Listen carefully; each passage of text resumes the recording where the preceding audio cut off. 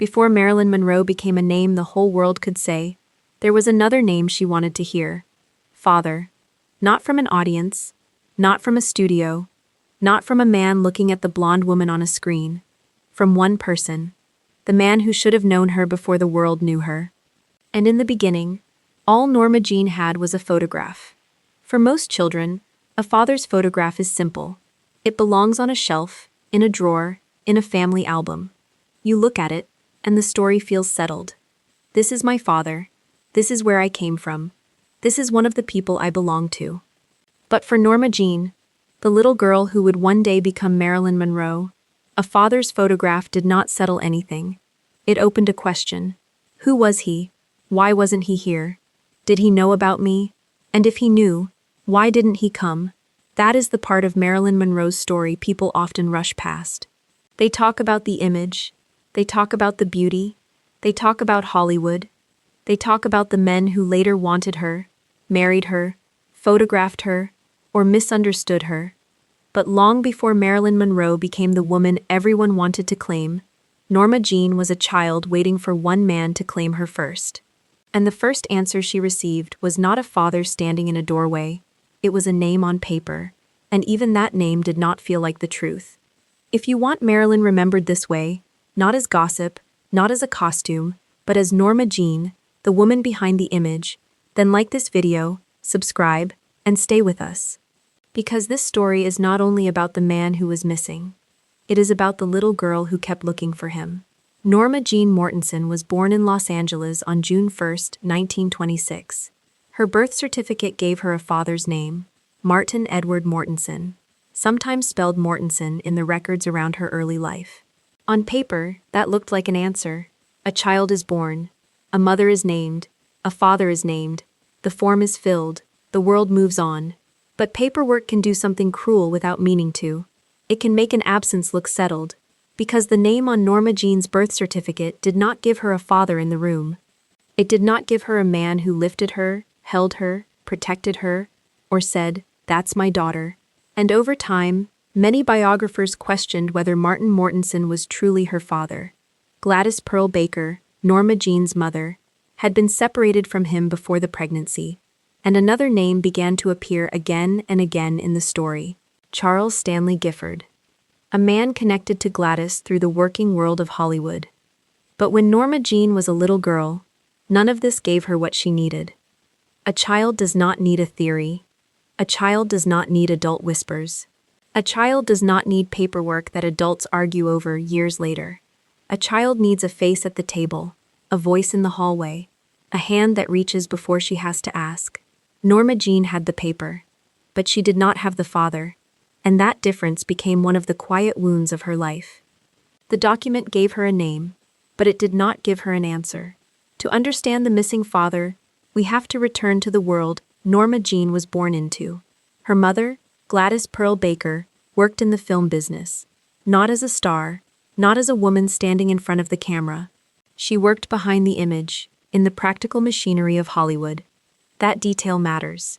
Because Norma Jeane's life began close to Hollywood, but not inside its comfort.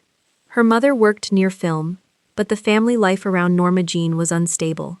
Gladys struggled financially and emotionally. She was not able to give her daughter the steady home every child deserves. And somewhere in that early Hollywood workplace story stands Charles Stanley Gifford. For decades, biographers pointed to Gifford as the likely biological father. He was connected to Gladys during the period before Norma Jeane's birth. And then, many years after Marilyn Monroe's death, modern DNA evidence gave the public answer that Norma Jeane never fully received in life. Charles Stanley Gifford was identified as her biological father. But this is where we have to be careful, because if we only say, the mystery was solved, we miss the real story.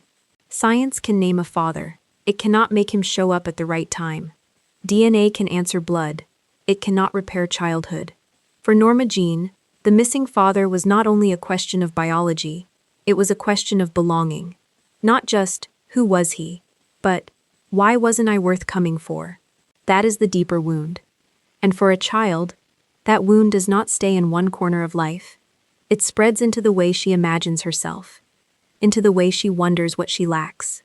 into the way she looks at a man's face in a photograph and tries to turn it into something warm. So we return to the photograph. At first, it is ordinary, a man's face, a picture placed somewhere in a home, or shown in a moment when a child asks too many questions and an adult tries to give her something. But for Norma Jeane, the photograph became personal, because once a missing father has a face, absence becomes sharper. Without a face, the father is only an empty space. With a face, he becomes someone who might have walked through the door, someone who might have written, someone who might have known, someone who might have looked at her and recognized himself. Imagine being a child and staring at that kind of photograph. You do not understand adult complications. You do not understand marriages, separations, shame, reputation, or family secrets. You only understand the feeling. He exists. So why is he not here? That is what made the photograph powerful. It gave Norma Jeane something to hold in her imagination. Not a relationship exactly, but the outline of one. A father she could picture, a man she could place inside a story, even if real life refused to place him beside her. And because he was not in the room, Norma Jeane had to build him somewhere else. In her mind. That is a lonely thing for a child to do. To create a father out of a face. To make a promise out of a photograph. To look at paper and ask it to become love. A missing parent can become larger than a real person. That is one of the hardest truths in Norma Jeane's story. A real father is human. He has flaws. He can disappoint in ordinary ways. He can be tired, impatient, funny, kind, difficult, present. But a missing father becomes something else. He becomes a question that never sits still. Maybe he would have wanted me. Maybe he did not know. Maybe if he saw me, he would understand. Maybe if I became someone special, he would finally come. We do not need to invent thoughts for Norma Jeane to understand the emotional shape of this. Her childhood already carried too much uncertainty. Her mother's illness, foster homes, the Los Angeles orphans' home, adults making decisions about where she would live. In that kind of childhood, a father can become more than a person. He can become a symbol of rescue, a symbol of identity, a symbol of someone finally saying, "You belong to me, and I am responsible for you." That was the ache underneath the mystery. It was not only that Norma Jeane did not know enough, it was that what she did know did not protect her. A name did not protect her. A photograph did not protect her. A possible father did not come to make the story whole. And so the child did what children often do when reality leaves a space too painful to bear. She imagined. She attached hope to a face. She searched for resemblance. She looked for a sign that the man in the picture had left something of himself in her, and years later, that search would even touch the world of movie stars. One of the most tender and often repeated details in Marilyn Monroe's story is her connection to the image of Clark Gable. To millions of people, Clark Gable was a movie star. A handsome man on a screen, a symbol of old Hollywood confidence. But for Norma Jeane, the feeling seems to have been more personal. She reportedly connected Gable's face with the image she had been given of the man who might be her father. It was not proof, it was not fact, it was not a strange romance. It was a child's longing attaching itself to a face. That is very different. When a child has no father in the room, resemblance can feel like evidence. A jawline, a smile, a certain kind of masculine ease. The mind reaches for connections because the heart is asking for one. And Hollywood was full of faces. Faces larger than life. Faces lit beautifully. Faces that stayed on the screen even when real adults disappeared from rooms. So Clark Gable became, in a way, part of Norma Jeane's private father story. Not because he was her father, but because he resembled the kind of father she had been trying to imagine. Years later, Marilyn Monroe would work with Gable in The Misfits. By then she was famous. He was famous. Cameras were present. The world would see them as stars sharing a film. But beneath that public image was a deeper, older ache. The little girl who had once stared at a father's photograph had grown into a woman standing beside one of the men whose face had helped her imagine fatherhood. That is the kind of emotional circle Hollywood could never fully understand. The cameras saw Marilyn Monroe. But the deeper story had begun long before the cameras rolled. The missing father would have mattered in any childhood. But in Norma Jeane's childhood, it mattered even more, because so much else was unstable. She did not grow up in one steady family home. She moved through foster care and guardianship arrangements. She spent time in the Los Angeles orphans' home. Her mother was unable to raise her consistently because of serious mental health struggles.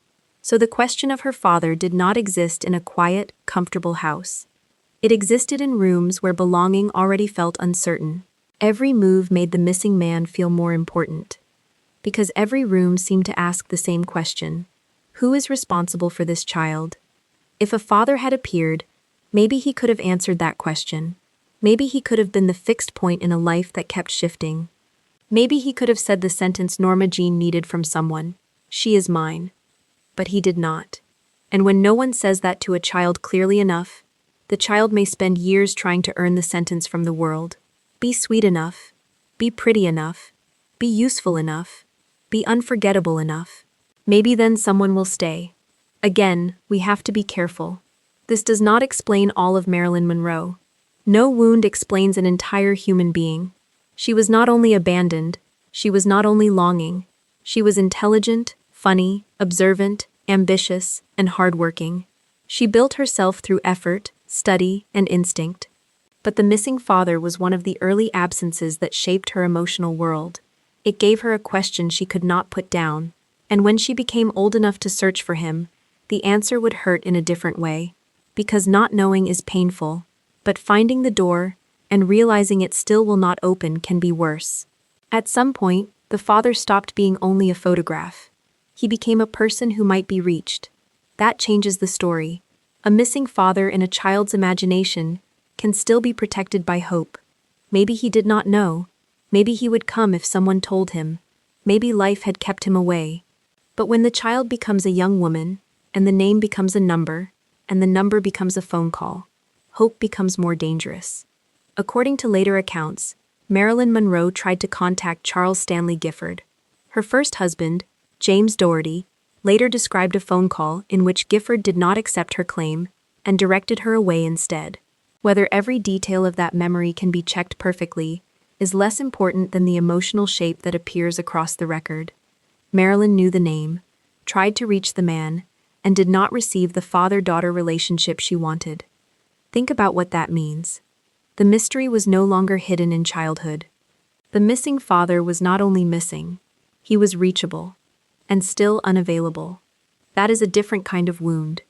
For a child, not knowing can hurt, because the mind keeps building possible explanations. For an adult, being refused can hurt, because the explanation becomes harder to soften. It is not only, "Where are you?" It becomes, "You are there, and you still will not come." That is why the father's story should never be treated as a cheap side detail in Marilyn's life. It was not simply a question on a family tree. It was part of her lifelong search for identity and recognition. She had become Marilyn Monroe. But somewhere inside, Norma Jeane was still asking the first question: will you know me? This is where the photograph changes again. At the beginning, it was ordinary. Then, it became personal, because it gave the missing father a face. Now, it becomes painful, because a face can create hope, but a closed door can break it. If Gifford was the father, then the tragedy was not only that he was absent when Norma Jeane was a child. It was that even after she grew into Marilyn Monroe, even after she became visible to the world, the private recognition she wanted from him did not truly arrive in the way she needed. She had searched for a person. What she met was a boundary. That boundary matters, because Marilyn Monroe spent so much of her public life being looked at. Men looked at her, studios looked at her, audiences looked at her, cameras looked at her, journalists looked at her. But looking is not the same as claiming. Attention is not the same as protection. Desire is not the same as fatherly love. And fame is not the same as belonging. That is one of the sharpest ironies in the story. The world looked at Marilyn Monroe constantly, but the man whose recognition mattered in this first and private way had remained beyond reach. So the photograph that once seemed like a possible doorway became something else. A reminder. not only of who he might be, but of what he had not given. And that refusal did not stay neatly in the past. It echoed through the way people later tried to explain her relationships, sometimes too easily and sometimes unfairly. This is where we need to slow down. Because when people talk about Marilyn Monroe and her missing father, they often take the lazy path. They say every man in her life was a father substitute. They reduce every marriage, every attachment, every disappointment, and every longing to one wound. That is too small, and it is not fair to her. Marilyn Monroe was not simply a woman looking for a father in every man she met. She was an adult with desire, judgment, humor, ambition, fear, hope, and choice. She made mistakes, yes. Other people made mistakes with her too. But her life cannot be flattened into one explanation. The missing father mattered, but it did not explain everything. It helps us understand why recognition could feel so important, why being chosen could carry emotional weight, why being taken seriously might have mattered as much as being adored, why rejection could cut deep, even when applause surrounded her. But it does not erase her intelligence. It does not erase her work. It does not erase the way she studied acting, fought for better roles, formed her own production company, and tried to move beyond the shallow parts Hollywood kept offering her. The father wound was part of the story. It was not the whole story. That distinction protects Norma Jeane from becoming only a victim. Because she was more than the girl who was not claimed. She became a woman who tried, again and again, to claim herself. Hollywood saw the blonde, but underneath the image was a woman still trying to answer a childhood question. Who am I, if the man who helped create me will not say I am his? Then came the great irony. Marilyn Monroe became one of the most recognizable women in the world. Her face appeared on posters, magazine covers, theater marquees, publicity stills, and movie screens. Millions of strangers knew her smile. Millions knew her walk. Millions knew the sound of her name. Marilyn Monroe.